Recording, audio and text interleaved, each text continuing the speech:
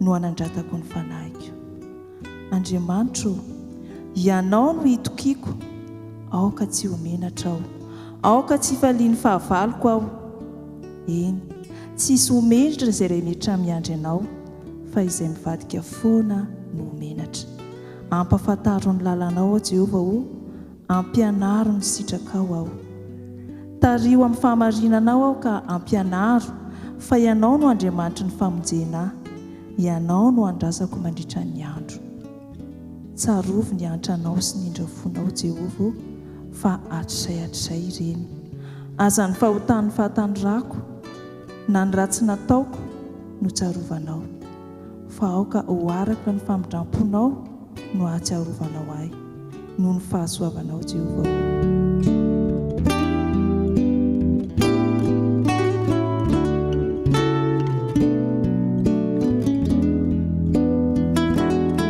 Jehovah Andriamanitra ranay tsara indrindra izany an-danitro, mbola velom-pisaorana anao ny fonay noho ny fitiavanao anay sy ny fitantananao ny fiainanay.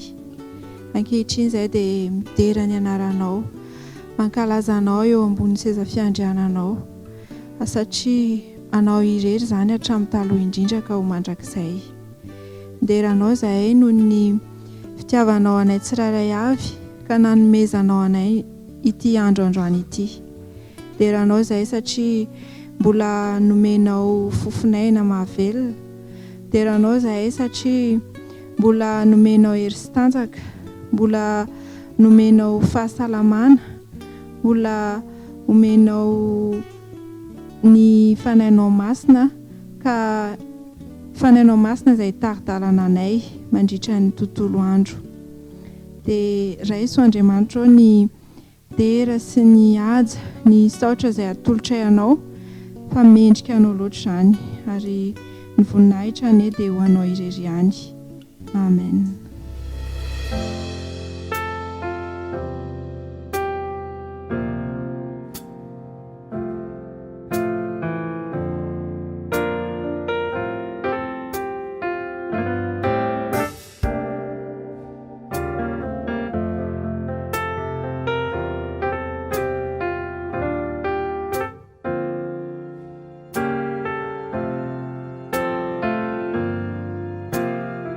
Atolotra manakariva ho anay iray, nary ny rangatsantany ny dera, ny laza, ary ny voninahitra manakizay fa ny fahasoavany kosa amin'ny alalan'ilay zanalahy tokana dia Jesosy Kristy dia tompony amponao.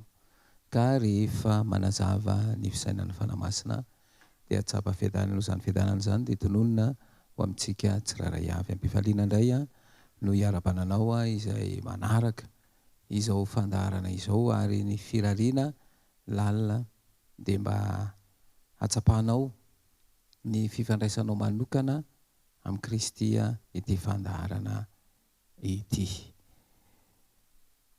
Mbara mivantana izany fa mifandray amin'sika olombelona ao amin'ny saina Kristy, fa ilay mpanjaka ny zo famaizinana izao izay mamitaka nyity tontolo ity dia miezaka hiasa lalina ao amin'ny fisainantsika, ary mamily izany tsy ahafantarantsika ny tsy atsapantsika ilay firaisana amin'ny Kristy, fa ilay fahatsapana izay omeny ity tontolo ity, izay mandrirotra antsika anaraka amin'ny bokony fotsiny ny zavatra omeny ity tontolo ity. Dia izay no mahatonga antsika zany mahatsapa olana foana, kanefa ny vahaolana efa misy, ary vahaolana io tsy tsapantsika. Na mahatsapa vahaolana ary dia ohatra ny vao maika misy olana memafy. Ary izay indrindra no mila ny fandiniana lalina ny soratra masina, satria raky ny hitantsika teto izany dia ilay mpahary nahary izao tontolo izao raha ny programany dia ny aina ao anatina fiadanana. Fa rehefa tafiditra ny ota dia tsy izay intsony no iainantsika, ka te hamerina an'izay amin'ny laonina izy. Ka ny fomba hamerenana an'izay dia ny fifandraisantsika tsy miato, tsy tapaka amin'ilay mpahary amin'ny alalan'ny vavaka izany. Ambara eto mandrakariva zany fa ny atao hoe mivavaka dia mifandray amin'ny mpahary. Tsy ianao no enona, efa fantana io, fa te hanome toromarika ho anao iainanao an'io toe-javatra izay hatrehana io. Ka matoa zany zao kristianina io, matsiaro mijaly dia mbola tsy azoko ary tsy voaraiko ilay teny izay tiany tompo ho resana amintsika. Andao ary ho resantsika ny mahakasika an'izay. Raha miresaka zany zao ny Romanina. Romanina toko 12. Romanina toko 12 dia hovakitsika manomboka amin'ny 1:9. Ny lohateny eo zany dia miresaka ohatran'izao izy: ny fitondrantena mahamendrika ny kristianina. Raha vao miresaka fitondrantena moa zany isika dia io tsy avy amintsika, fa rehefa namorona ny olombelona ny mpahary, rehefa niteny izy tao amin'ny Genesis toko 1:7, ary andeha isika amorona olona tahaka ny endritsika, tahaka ny endrik'Andriamanitra namorona ny olombelona. Dia io endrika io zany akory tsy izao endrika hitantsika izao, fa ilay toetra n'Andriamanitra hita ao amin'ilay inona, ny olona izay noforonina. Zany hoe ilay tsy hitan'ny maso zany dia ho hita eo amin'ilay olombelona izay noforonina. Dia ilay Andriamanitra tsy hitan'ny maso manana ny toetrany izy, dia alefany azy izay ho hita eo amin'ilay olombelona. Ilay hoe tahaka ny endrik'Andriamanitra zany dia izao ilay toetra n'Andriamanitra hita eo amin'ny olombelona. Zay ny programany izay.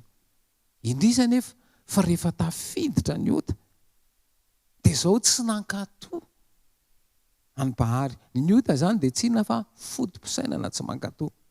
Ary ny tena miteraka ny olana anie dia izao hoe tsisy manaiky ary tsisy manaiky ho diso. Fa rehefa tafiditra ny ota dia izao tsy misy marina isika na dia iray ary. Fa ilay tsy nalala ota akory no tonga fahamarinantsika, izay ny ahatonga ny mpanota ho marina.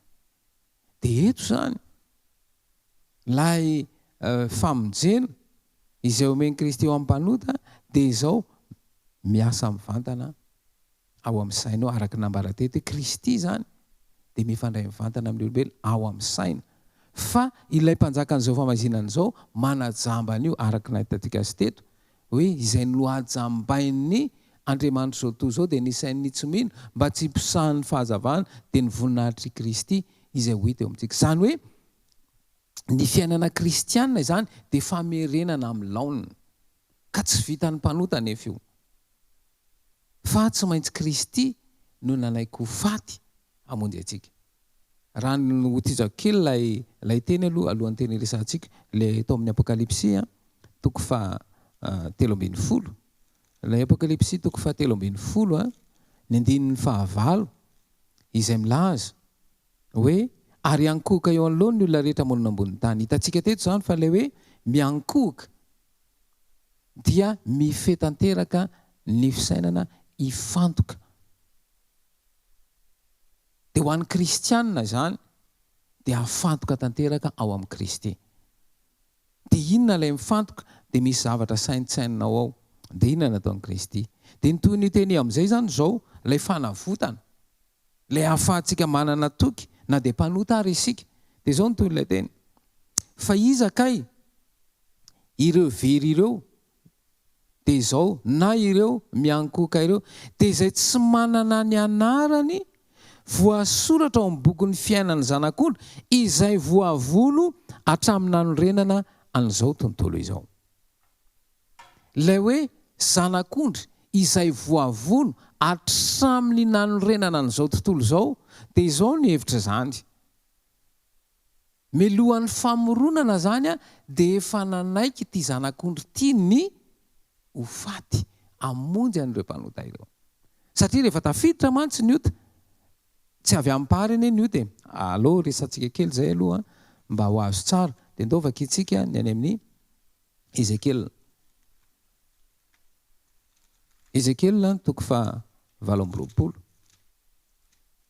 Ezekiel toko fa 7 dia vakitsika ny 5:10 dia izao ny vakantena. Ezekiel toko 7 ny 5:10. Tsy nanantsiny ianao tamina lehanao atramina mironana anao. Ilay resana eto dia tsinona fa ilay kerobima voaositra. Tsy nanantsiny ianao tamina lehanao atramin'ny andro namoronana anao. Eto izany ity hoe tsy nanantsiny ity dia tsy mbola nanota. Satria ny tolona teny dia milaza izy hoe ka mandra-pahita eloka tao aminao. Jereo tsara zany fa rehefa rasa jereno io teny io amin'ilay hoe fitsipitenenana, lenao zany dia mpisolo tena tapisaka izy io. Zany hoe avaiza ihany io zany avy ao aminy. Ka mandra-pahita inona ozy izy? Eloka taiza tao aminao, tsy nanantsiny ianao tamin'ny andro namoronanao. Tsy namorona ny ota izany ny mpahary. Tsy namorona izy. Fa ny zavatra nitranga tao amin'ity kerobima voaositra ity. Dina zavatra nitranga. 9:12 noho ny abetsahan'ny varotra natao dia nofenoana loza tao aminao ka nanota ianao. Izany hoe ity kerobima voaositra ity zany dia napetraka mba hitantana. Inona zavatra nitranga? Io no nataony. Dia lasa nanota izy. Ary izy io koa dia anjely tsara tarehy. Noho izay fahatsaran-tarehany izay, eo amin'ny 7:10, ny avonavona ny fonao noho ny hatsaran-tarehinao efa nasimba ny fahendrenao mba amin'ny famirapirantanao ianao, nazerako ety an-tany ianao. Dia izay nahatonga ilay teny hoe loza ho an tany fanidina ho aminareo ny devoly izay manana fahatezerana lehibe. Tsy misy ninina azontsika atao io. Tsy hananantsika mpanota ny hery, fa tsy maintsy ilay manana ny hery, ilay fahefana nitondra ny fahotana dia Jesosy Kristy. Izay ihany no afaka mamonjy antsika.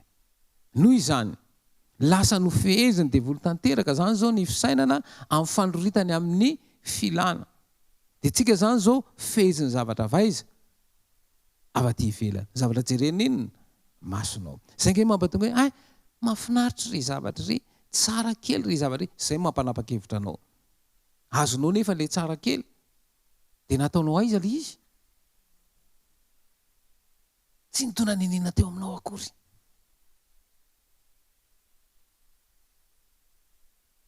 Henonao ny mozika io zany hoe mahafinaritra zany, fa mitondra inona eo aminao? Satria zao zany hoe mahafinaritra e, tsara kely e. Dia zany daholo no manina no mibaiko avaty ivelany. Fa ilay avy ao anaty. Aoka zany ho fantatrao. Fa izao anie, ireo fahatsapana, ireo fihetsika seritsika na miteny voany hoe réaction ireo avy amin'ny alalan'ny hormone izy ireo. Tsika zany zao malaza be arendrena miteny hoe io fa miakatra ny adrénaline, nga fantatrao ny dikan'izany. Ny adrénaline zany dia hormone anankiray izay ampanapa-kevitra anao. Raha tenenina amin'ny teny anglisy zany io hormone io dia hoe fight or flight. Na ianao zany hiatrika, na ianao handositra. Misy tovovavy anankiray izay hamonjy ny mahalalana. Izao ry tovovavy tsy nareo ny mamonjy, fa ry zalahy ny mandeha. Izay zao navoan'ity tovovavy ity. Tena keo amin'ny vavahady izy hamonjy an'ilay mahalalana. Tamy avy any ny Doberman. Izy nefa ny amin'io ilay fitafiny seresiana, ilay manao hoe tena mba vao mahita izy tonga dia fa tsy izay zavatra. Fa izao rehefa tam'ilay alika be, fa vita ny tsambikina tamin'ilay vavahady. Noho ninona zany nampatonga azy hitsambikina ilay vavahady fahitany an'ilay inona? Ilay alika be. Dia ohatrany lasa nanana iny izy, nanana hery tampoka hitsambikinana an'ilay inona? Ilay vavahady. Adrénaline nampatonga an'izay. Fa raha ohatra izany zao normal, afaka isoton'ny vavahady io ve izy? Tsy afaka. Zany hoe ny fihetsika rehetra asetra zany tsy avy aminao, fa efa misy zavatra ara-boajanahary ao anaty ao. Tahaka an'izany ihany koa, ianao raha mitady hoe fahafinaretana, tsy avaty ivelany io. Fa misy karazana hormone anankiefatra, fa ny anankiray ihany resako amintsika. Dia ilay hoe hormone du bonheur. Ny dopamine zany dia izao. Rehefa misy fikasiana Amin'izao moa malaza be ty câlin ty. Dia rehefa misy fikasihana zany a dia mivoaka io hormone dopamine io dia matsiaro inona ianao. Vavinareta. Tsy avy aty ivelany zany zay. Ohatran'ny sasany zany sambatra fa nisotro jus, tsy ny jus no mahasambatra anao. Fa rehefa nisotro an'ilay jus ianao dia misy récepteur ao amin'ny lelao mitarika an'izay any amin'ny atoto dia mivoaka ilay inona le hormone du bonheur. Tsy zavatra avy aty ivelany io. Ary izay mampatonga ny hoe lasa baiko ny zavatra avy aty ivelany isika, tsy ny saina intsony zany no mibaiko fa ninona ny toe-javatra. Dia izay mampatonga ny olona zany zao rehefa tezitra izy dia tsy manao zavatra anazy ny fanapa-kevitra raisina. Tonga dia tsy hanao izy rehefa tezitra. Nefa io zavatra io tsy maintsy atao ahoana io? Tsy maintsy fitaina io. Dia noho izany lasa miteraka ina zany zay fandavaka tsy hanao zay, miteraka problème ao an'izy zay. Anao ihany satria tsy maintsy ataonao inona reo? Tsy maintsy ho atao io. Ary zany ny famitahana ataon'ity tontolo ity. Ka izao mila mamerina hoe ny saina no mibaiko dia izay ilay hoe mila miverina amin'ny Kristy. Dia izay nahatonga ny Kristy niteny izy. Ary izay no nomeny voalohany indrindra. Tsy ho avy antsony marina fa ninona? Mpanota mba haninona? Hibebaka. Ny fibebahana izany dia asan'ny fanamasina eta araka ny lazaintsika teto. Fa anitsy an'ilay fironana hanota ao anaty anao zavatra hifanohitra amin'ny sitrapon'Andriamanitra. Ary izay no miteraka ny olana. Ka izao iverenantsika amin'izay ary lay Romanina 12:20 teo. Dia izao ny voalaza ny fitondran-tena mamendrika ny kristianina. Andiny voalohany. Koa amin'izany mangataka aminareo ary rahalahy noho ny famindrampon'Andriamanitra mba hatolotrareo ny tenanareo ho fanatitra velona. Mba maninona hony? Atolotrareo ninona? Ny tenanareo zany hoe eo amin'ny tenany no miseho ilay toetra. Fa io ny saina no mibaiko ary teto maly. Fa na ratsy io na tsara dia miainga avaiza avokoa ao amin'ny saina. Ka eto zany ilay hoe mba hatolotrareo ny tenanareo ho fanatitra velona. Inona ny hevitra izay? Kristy nanaiko ho faty teo amin'ny hazo fijaliana ho fanatitra noho ninona? Noho ny ota. Tsy isika ny maty. Izay nge nambanam-pahary tamin'ny Adama sy Eva. Nareo raha vao mihinana io voankazo voarary io dia ho faty. Fa rehefa niresaka taminy ilay menarana dia tsy ny fa devolo mihitsy dia niova ny fomba fijery ny Eva. Ilay voankazo voarara zany ao amin'ny Genesis 3:9 dia izao ny fahitany Eva azy. Ary hitandra vehivavy fa tsara ho fihinana ny hazo. Mahafinaritra ny maso ary hazo matsira mpaheno. Inona nahatonga an'izay? Dia ilay fifampiresana nataony tamin'ilay menarana. Misy teny anankiray izay zainy napetrany tao amin'ny Eva nanova ny fomba fijeriny. Ao amin'ny Genesis 3:20 dia manao hoe izao ilay teny hoe hanky. Izany hoe izao zany ny fomba fiasan'ny devoly. Fanaratsiana ny ataony na fanesoesoana na fanarabeny dia miova fomba fijery io. Ianao zany zao raha misy zatra tsara io rehefa haratsinany tonga dia maninona ho azy? Iza aminareo no mividy akanjo 2 hetsy ka tsy hoe tsara ve zany? Fa raha nanaovanao ilay izy dia nisy ny teny hoe ohatra ino ty akanjo nanaovanao ty dia maninona ho azy amin'ny sainanao? Nefa mividiana ohatrinona ilay izy? 2 hetsy ane. Fa vao nisy ny teny hoe andray tsy mety aminao, tsy mamendrika anao dia maninona aloha ny ao an-tsainao ao? Dia lasa mijery tokoa hoe fa ahoana tokoa. Nefa 2 hetsy nge vidiny iny. Izany hoe ny teny zany dia misy akony be amin'izao. Dia rehefa ny teny zany ilay menarana hoe hanky.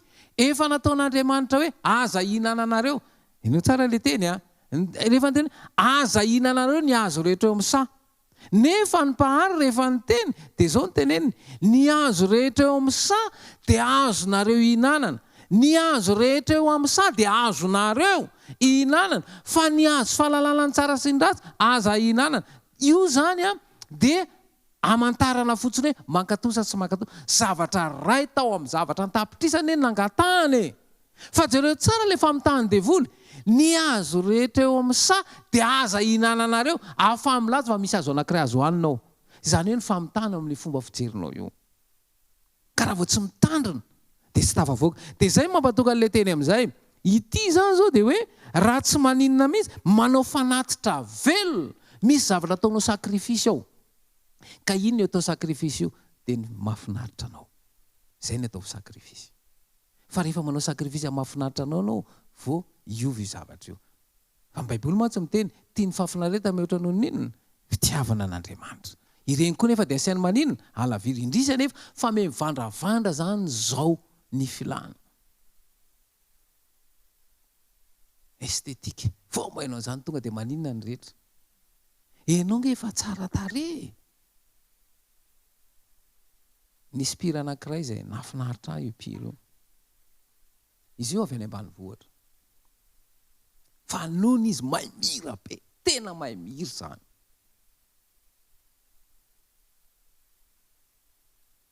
Dia sendra nisy artista nandalo dia nahita azy. Naheno azy nira, taitra le artista, malaza be io artista io. Taitra be izy naheno an'ilay tovovavy kely nira. Dia mipoziny tamin'izany mbola korotanotana kely ny volo sy ny rehetrarehetra. Fa ilay izy nihira, ilay feony zany taitra be ilay mpira. Tonga dia teneny izy ianao.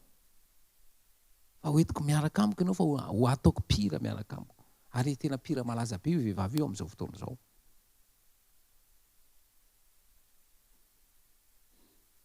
Izany nahafantatra azy satria avy any amin'ny tanànanay izy io. Fa rehefa namboamboariny ity fiainany ity amin'izay izy tsy hozako hoe tsy hainao io.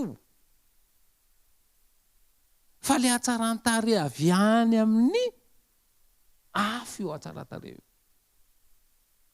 Le original. Fa namboamboarina amin'izay nasiana zao karazany zavatra be dia be zao.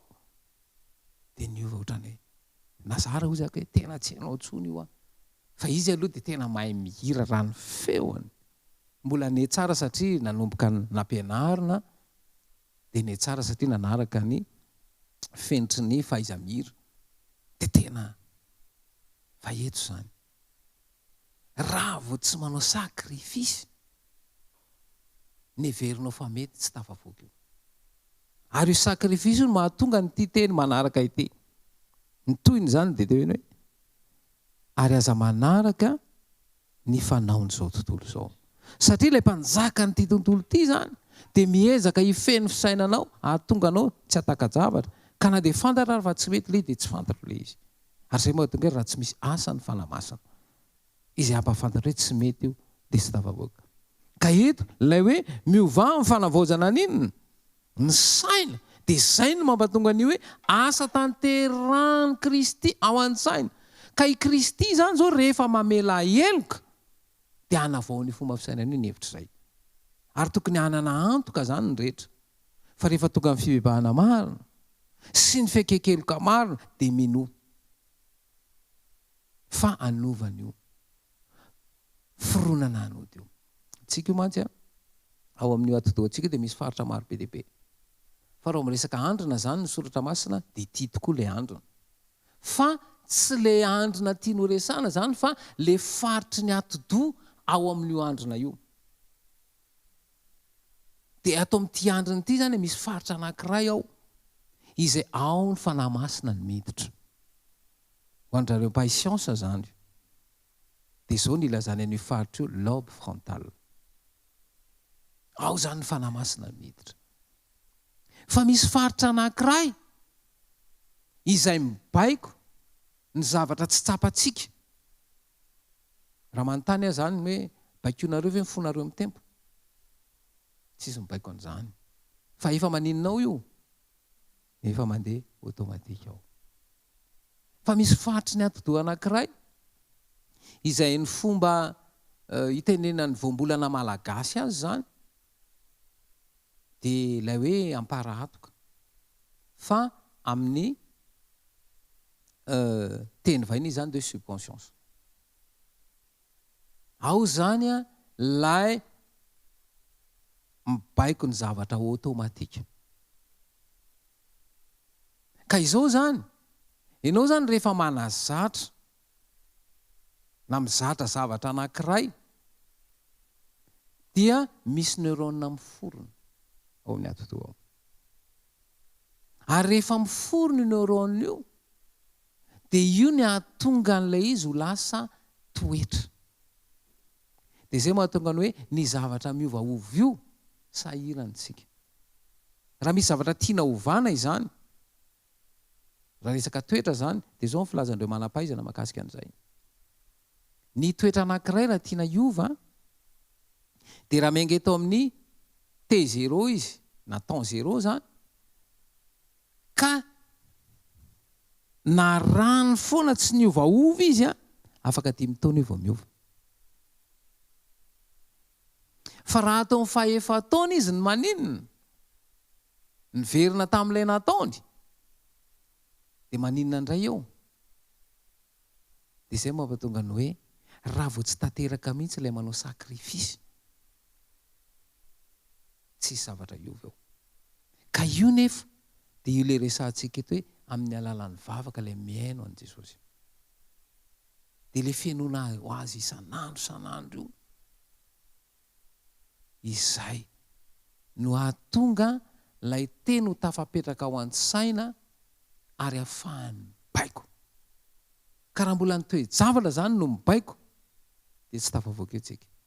Fa rehefa mazava tsara ao an-tsaina ny zavatra anankiray, zao zany fiasan'ny atoto antsika ity, mandray hafatra izy. Ary rehefa saintsaininao na eritreretinao io dia mihamazava. Ary rehefa mazava tsara ao an-tsaina ny zavatra anankiray, dia miteraka ny antsoina hoe faharisan-dahatra. Ary ao aorianan'ny faharisan-dahatra vao mandray inona fanapahan-kevitra. Fa betsaka zany ny fanapahan-kevitra rahatsika amin'inona fihetsem-po fotsiny, tsy mitondra ny aninona izay. Fa rehefa resy lahatra zay vao mandray fanapahan-kevitra. Ka ilay fanapahan-kevitra raisina, fanapahan-kevitra anatanteraka ny zavatra mazava tsara ao an-tsaina io. Tsy zavatra mandehandeha ho azy zany. Mazava zany zay fa na ny Fotoam-bavaka ary ko amarana anazy dia amin'ny Romanina 9:9-20. Izao voalaza ny tena. Ary toy izany koa ny fanahy no mamonjy ny fahalementsika, fa tsy fantatsika izay vavaka tokony ho ataontsika, fa ny fanahy no mifona amin'ny fitarainana tsy azo tonoina. Tatsika izany inona ny Fotoam-bavaka? Rehefa misy zavatra mazava tsara ao an-tsaina dia andray fanapahan-kevitra ianao. Dia izay zany le hoe rehefa mivavaka ianao, izany zavatra efa inona le izy? Fanapahan-kevitra. Satria na zava-tsara taiza le izy, tao an-tsainao ninona ny fanapahan-kevitra izay maninona raisanao, satria iza no nahatonga an'io? Ny fanahy. Ka ny vavaka zany ara-panatanteraka, mila enonao. Dia izay mahatonga ny fifantohana ny zava-dehibe. Vavaka zany tsy le mitabataba be reny. Fa ty vavaka resantsika eto ity, dia aiza le izy? Ao an-tsaina. Vavaka mangina. Saintsaindo, inona ny saintsaininao ao? Inona no eritreretinao ao? Fa miainga amin'izay ny zavatra rehetra. Ka raha mazava tsara ao an-tsainao ny zavatra anankiray, dia ho hitanao fa izy vehivavy. Tonga amin'ny fotoana anankiray ary tsika. Izay hanazarana antsika moa zany ity, nandreteny ianao. Nisy hafatra niraisinao, inona ny zavatra nanaitranao? Ary inona ny zavatra tena hitanao hoe ka izay ny fanapahan-kevitra tokony izay ilay ambarako eto hoe fehezanteny iray na roa fotsiny amin'izay zavatra voarainao. Satria natao hoe mivavaka zany dia fandray amin'iza amin'ny Kristy ao amin'ny saina, iresaka aminao izy dia ambarao izay. Tsy hoe ho tanteraka zao dia zao aminao le izy, fa inona izay nazava tamiko, la inona ilay resaka izay nataony tamiko dia ho resahako. Dia rehefa saintsaininao iny, inona tsy ataon'ny Kristiana, rehefa saintsaininao iny, eritreretinao iny, dia ho hitanao fa izy zavatra miova. Ka tianao ho resahana amin'ny tompo izay, fa ho tanterahany eo amin'ny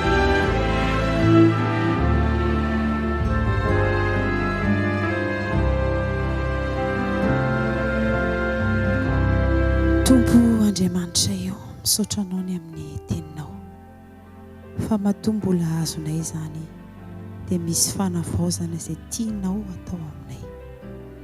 Mangataka ny fanahinao masina mba hiditra an-tsehatra ao aminay tsirairay avy, mba hanananay fahazavan-tsaina mba hitondrahanay izao fiainanay izao, ka tsy ho zavatra hoe nivelany no andraisany fanapa-kevitra fa ny fananao masina no hitondranay amin'ny tsara indrindra.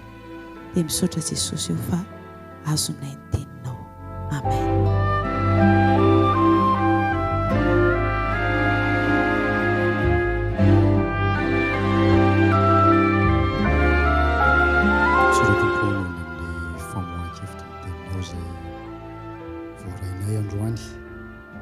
Io zay mba tsy hihetsika noho ny toejavatra fa hihetsika noho ny fitarian'ny fanahinao.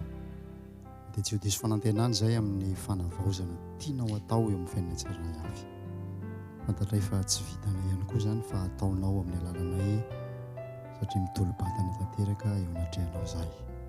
Anaran'i Jesosy, amen.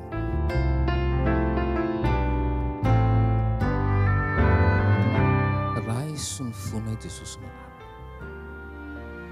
akaro amin'ny rivo-piainana madio sy masina izay ahafahany fanahy mikorina any anaty anaty tanteraka ny fisainanay, ka na dia tsy sitrakay azy ny hanolotra ny fonay ho anao dia izao romba eo am-pelantananao izany. Ka izay manatrika izao fotoana izao, izay miaino izao fandarana izao, dia izy fahagagana iseho eo amin'ny fiainanay. Amin'ny anaranao Jesosy Kristy, manana ny vavaka.